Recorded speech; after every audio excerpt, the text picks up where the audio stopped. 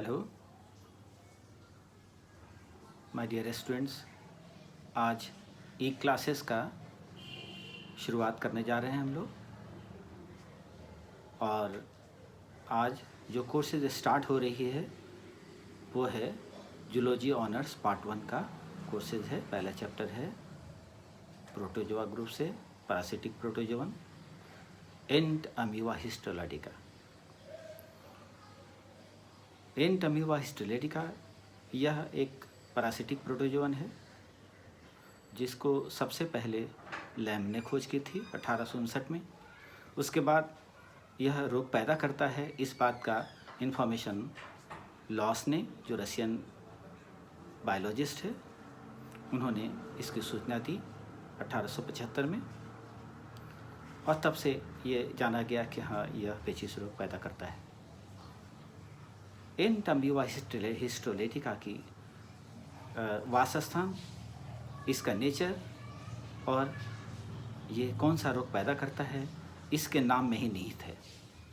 एंट का शाब्दिक अर्थ है विदिन, अंदर।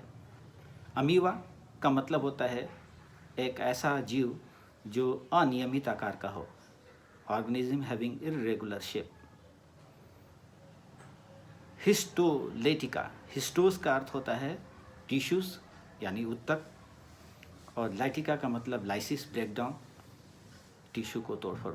अर्थात यह हमारे शरीर के अंदर, खास करके आंतों के अंदर रहता है, अनियमित आकार का जीव है और यह टिश्यूज़ को, आंत के टिश्यूज़ को ये तोड़ फाड़ करता है और पेचिश रोग उत्पन्न करता है।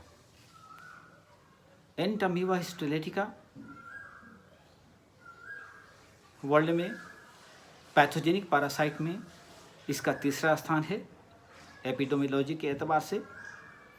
और यह सालों महीनों तक जब ये शरीर में प्रवेश करता है तो रोग का पता ही नहीं चलता, यानी इसे असिम्प्टोमेटिक कहते हैं। इसलिए यह बहुत कॉमन डिजीज़ हो गया है पेचिश, और लगभग सभी इसे अछूते नहीं रहते क्योंकि इसके सिम्टम का शुरू में पता ही नहीं चलता। आपके कोर्स के हिसाब से मैं यह बताना चाहूँगा कि जब हम इसके स्ट्रक्चर, लाइफ हिस्ट्री पे आज फोकस करेंगे, स्ट्रक्चर के एतबार से आप देखेंगे कि इसके 3 रूप होते हैं।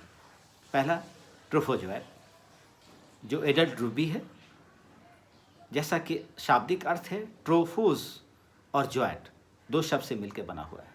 ट्रोफोज का मतलब होता है फीडिंग स्टेज और जोएट का मतलब एनिमल, यानी यह एनिमल का वो रूप है, इस परजीवी का वो रूप है जिस रूप में यह भोजन करता है।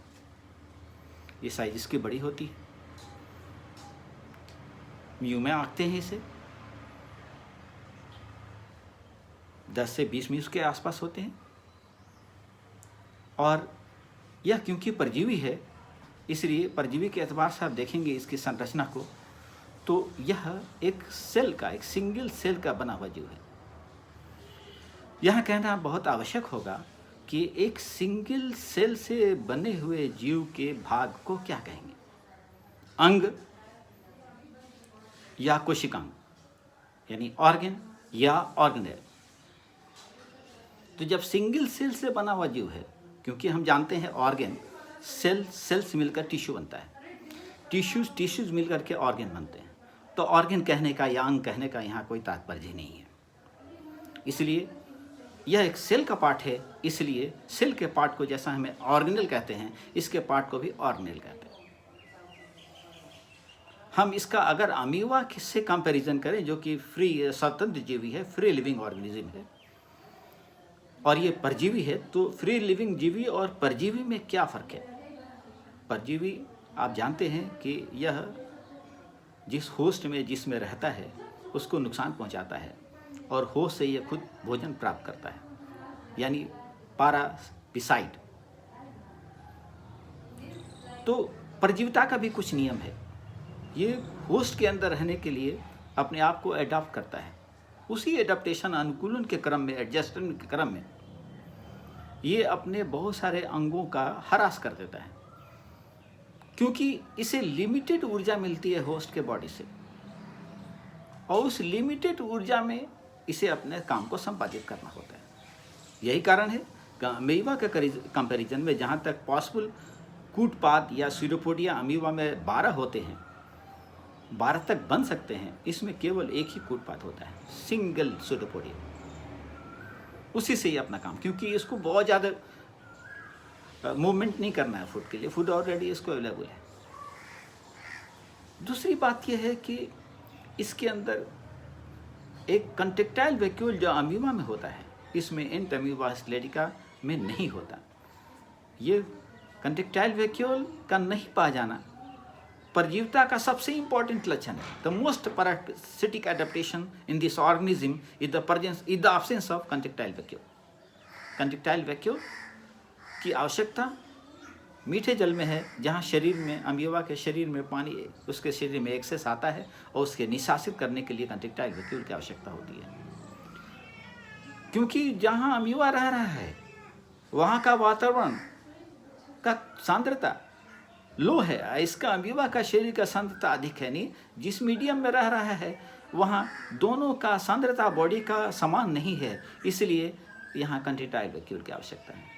यह परजीविता के क्रम में एंटअमीबा स्लेडिका, इसने मनुष्य के जो आँत बड़ी आँत में रहता है, उसके बड़ी आँत के अंदर जो टिश्यू फ्लूइड्स है उसकी जो सांद्रता है, उस सांद्रता के मुताबिक यह अपने शरीर की सांद्रता को बना लेता है, यानी आइसोटोनिक कंडीशन, होमोस्टैटिक कंडीशन बना लेता है।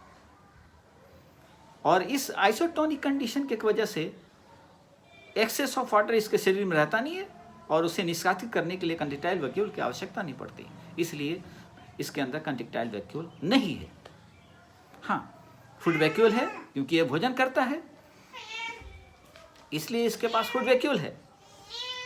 और उस फूड वैक्यूल के अंदर आप देखेंगे कि लाल रक्त कण दिखाई दे रहा है, यानी इंजेस्टेड आरबीसी करके है उसके अंदर। यह आरबीसी को इंजेस्ट करता है, इसका मतलब यह हुआ कि आरबीसी ही इसका मुख्य आहार है।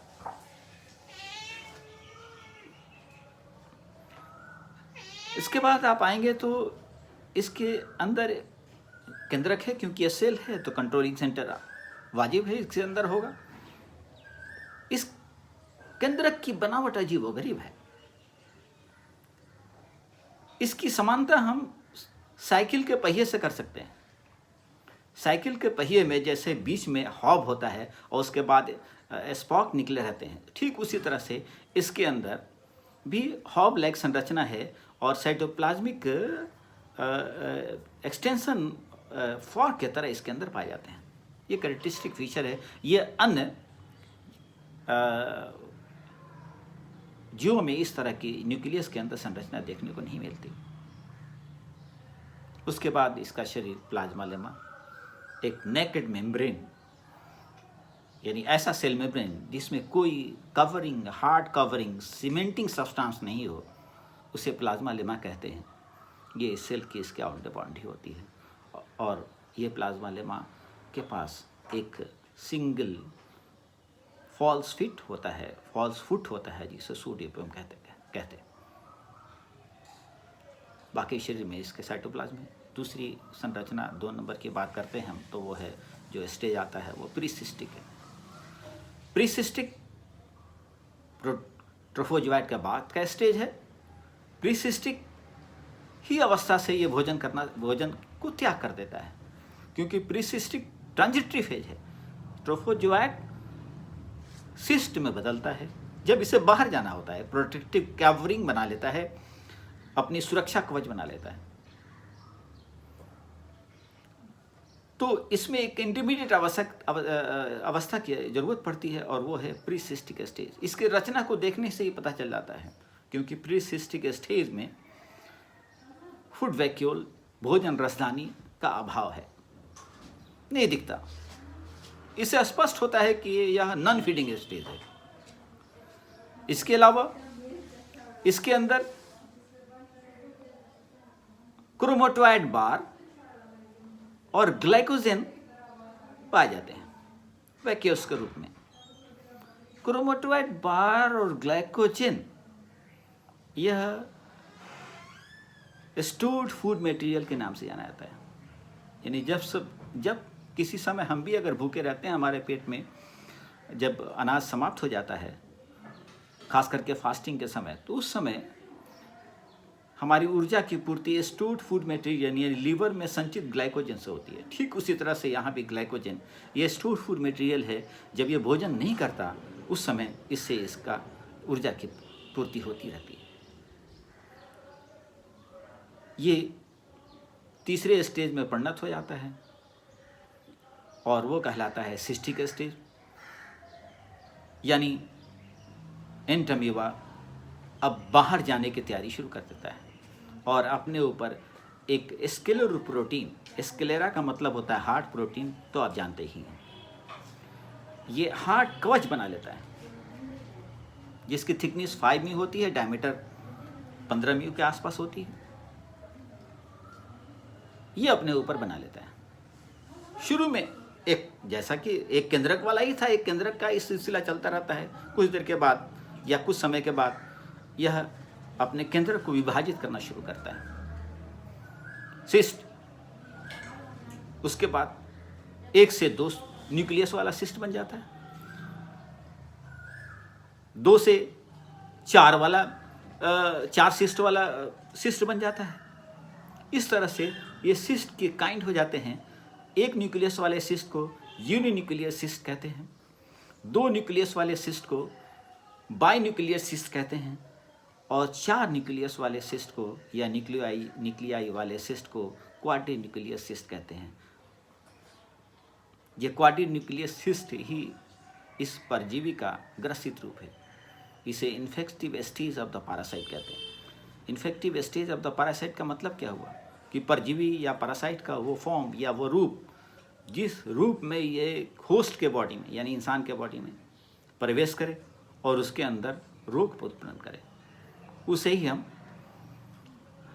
इस infective stage of the parasite कहते हैं। तो इसमें 1 न्यूक्लियस वाला, 2 यूनिन्यूक्लिएट, बाइन्यूक्लिएट और क्वाड्रिन्यूक्लिएट, इन तीनों में से क्वाड्रिन्यूक्लिएट ही इन्फेक्टिव स्टेज है, क्योंकि ये देखा गया है कि अगर फर्स्ट न्यूक्लिएट स्टेज में ये जाता है तो इस इंसान के बॉडी में जाकर उसके आंतों में ये अपनी संख्या को बढ़ा नहीं सकता, डिजेंट्रिकेट कर जाता है, टूट फूट के बर्बाद हो जाता है। दूसरा न्यूक्लियस वाला भी सिस्ट वो भी डिस्ट्रॉय हो जाता है।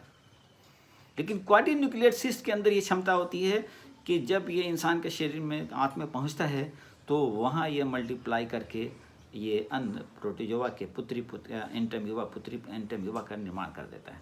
इसलिए ये ग्रसित अवस्था है और इसी अवस्था में यह फीकल मैटर के द्वारा या आँव के द्वारा बाहर आता है और वहाँ से ये कंटामिनेशन के जरिए हमारे शरीर में प्रवेश करता है। अगर हम इसकी लाइफ साइकिल की बात करें तो आप देखेंगे कि एंटमीबा स्लेटिका का जीवन चक्र केवल एक होस्ट में पूरा होता है और जिस परजीवी का जीवन चक्र एक होस्ट में पूरा होता है उसको हम मोनोजेनेटिक कहते हैं, यानी इसका एक ही केवल होस्ट है और वो है मनुष्य। इसमें कोई इंटरमीडिएट होस्ट नहीं है, मोड ऑफ ट्रांसमिशन डायरेक्ट है।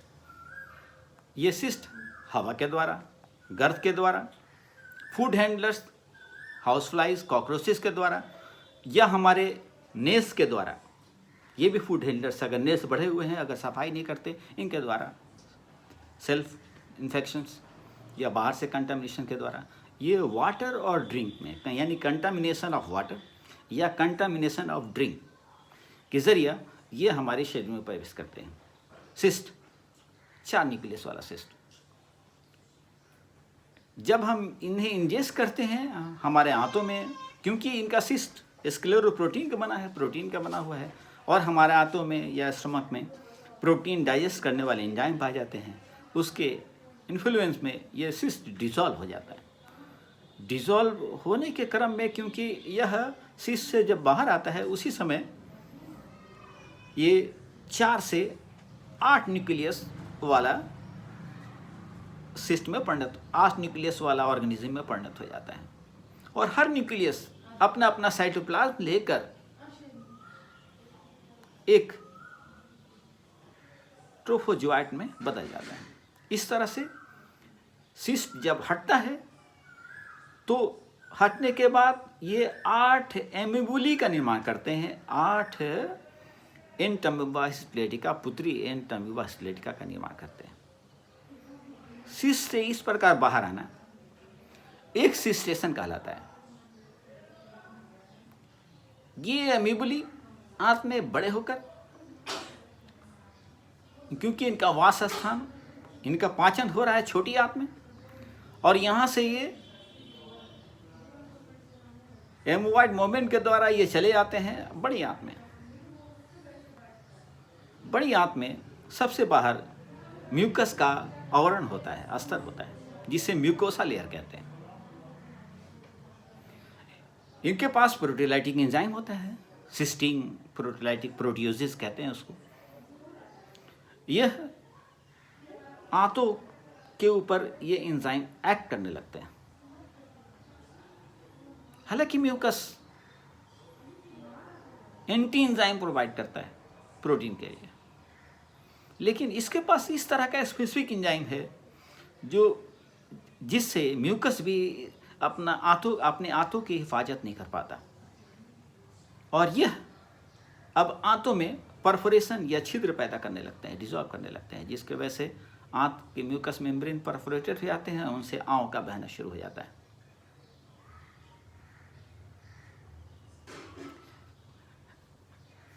ये आंतों में सुराख करते जाते हैं, डिसॉल्व करके अंदर घुसते चले जाते हैं।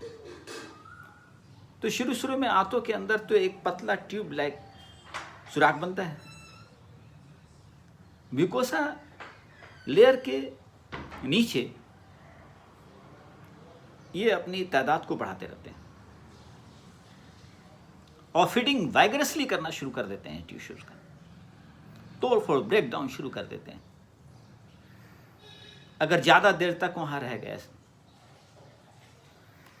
और नीचे जाकर के ये बड़ा सा जगह बना लेते हैं। यानी ये इनकी म्यूकोसा लेयर में एक पतले से ट्यूब के रूप में, और उसके बाद यह नीचे में एक बड़ा जगह बना लिया। इस तरह से यह एक फ्लास्क का रूप बन जाता है। केमिस्ट्री का जो फ्लास्क देखा आपने, उस तरह का रूप बन जाता है। अंदर जो बड़ा सा जगह हो जाता है उसे एमीबोमा कहते हैं। AMEBOMA, एमीबोमा। उसमें ये सुरक्षित पड़े रहते हैं। एमीबोमा के अंदर ये वास करते हैं, जो इन्हें मेडिसिनल इफेक्ट से भी सुरक्षित रखता है। इनका मुख्य आहार म्यूकस नहीं है। इनका मुख्य आहार, जैसे आपने इनके संरचना में देखा कि इंजेस्टेड आरबीसी पाए जाते हैं, लाल रक्त का। अब ये लाल रक्त की तलाश में ये आंतों के और गहराई रीजन में सब म्यूकोसा लेयर में भेदते हुए जाते हैं। वहाँ पर ब्लड वेसल्स होते हैं। ये ब्लड वेसल्स को भी तोड़ देते हैं, डिसॉल्व कर देते हैं, जिसके वजह से उनके ब्लड वेसल्स से रक्त का प्रवाह जारी हो जाता है, और उनमें से ये चुन चुन कर आरबीसी को खाना शुरू कर देते हैं, जिसमें रक्त की वेसल्स टूटती हैं, रक्त का प्रवाह शुरू हो जाता है, और ये रक्त का प्रवाह इस इनके बनाए हुए रास्ते से होता हुआ म्यूकस के साथ मिक्स करके बड़ी आंतों में आता है। बड़ी आंतें परफोरेटेड हो जाती, कई अमीबी होती हैं जो एक साथ इन्वेट करती हैं, आंतों को खुरदरा बनाती। आंतों में जो म्यूकस का लेयर होता है वो पेरिस्टाल्सिस, फूड के गति में वो हेल्प करता है। जब अपचित भोज्य पदार्थ बड़ी आंत में पहुंचता है तो वो पेरिस्टाल्सिस करके उसको डिस्कार्ड करने के पहले इरिटेट हो जाता है, और जब जब आदमी खाएगा तब तब आंत इरिटेट होने लगती है। इरिटेशन की वजह से आंव या म्यूकस का स्त्रावन शुरू हो जाता है। उसके साथ साथ ब्लड भी ऊज करने लगता है, और इस तरह से उसके स्टूल के साथ म्यूकस और ब्लड मिक्स कर जाते हैं। मैं भैया बताना चाहूँगा आपको कि पेचिस या एमीबी डिसेंट्री की डायग्नोसिस क्या है, उसका मेन सिम्टम क्या है। उसका रेड लाइन सिम्टम है स्टूल मिक्स्ड विद म्यूकस। अब ब्लड मिल गया तो और कन्फर्मेशन हो गया उसका। और इस तरह से यह हमें डिसेंट्री की बीमारी, एमोबिक डिसेंट्री की बीमारी हो जाती है। उसके साथ साथ जब यह क्रोनिक हो जाता है तो कभी कभी यह ब्लड सर्कुलेशन के द्वारा या अनमार्ग के द्वारा यह लीवर में चला जाता है, और लीवर में जाना बड़ा घातक होता है। लीवर में भी अवशेष पैदा कर देता है, लीवर के सेल को तोड़ देता है, लीवर में अवशेष हो जाते हैं, और लीवर का अवशेष जल्द ठीक होता नहीं है। दवाएं हमारी महदूद हो जाती हैं आंतों तक, आंत रिपेयर हो सकते हैं, लीवर का रीजनरेशन बहुत कम है, उसकी रिपेयरिंग कम होती है, इसलिए ये बड़ा घातक हो जाता है। लीवर में पहुंचने के बाद लोगों को मृत्यु का सामना करना पड़ता है, इसलिए हमें अर्ली ट्रीटमेंट या अर्ली प्रिकॉशन की ज़रूरत पड़ती है। और वहाँ पर ये सेकेंडरी अवशेष या लेसन या मेटास्टेटिक लेसन पैदा करता है। खैर, आप देखें, हम साइकिल की बात कर रहे हैं, अब जो रास्ते बनाए रहते हैं प्रोटोजोआ, ये ट्रोफोजोआ, ये अपने ऊपर सिस्ट प्रीसिस्टिक के द्वारा सिस्ट बना लेते हैं। सिस्ट बना करके ये परफोरेटेड रास्ते से आंतों में आते हैं और स्टूल के साथ बाहर चले जाते हैं। यह प्रक्रिया यानी ट्रोफोजोआट जब सिस्ट में परिणत होता है तो यह इंसिस्टेशन कहलाता है। अब इंसिस्टेशन, इनको बाहर जाने की तैयारी है, इनको बाहरी डेसिकेशन से बनाएगा, बाहरी टेम्परेचर से बचाएगा, ये बाहर चले आते हैं और पड़े रहते हैं मॉइस्चर। जब तक स्टूल का मॉइस्चर रहेगा उसमें पड़े रहते हैं। बाहर भी सिस्ट उड़ते रहते हैं, डेसिकेशन से ये सुरक्षित रहते हैं, और इस तरह से फिर यहाँ से कंटेमिनेशन होती है और फिर दोबारा हमारे शरीर में आकर अपनी साइकिल को ये पूरा करते रहते हैं। आपको मैं ये दिखाना चाहूँगा कि आप देखें, यह आपके सिलेबस की किताब है, यह है आपको इनवर्टिब्रेट कोतवाल की, जो सभी के पास होगी। और आप देखें, ये है आपका एंटमियोस्लेडी का ट्रोफोजोआइड का फोटो, या आप देखें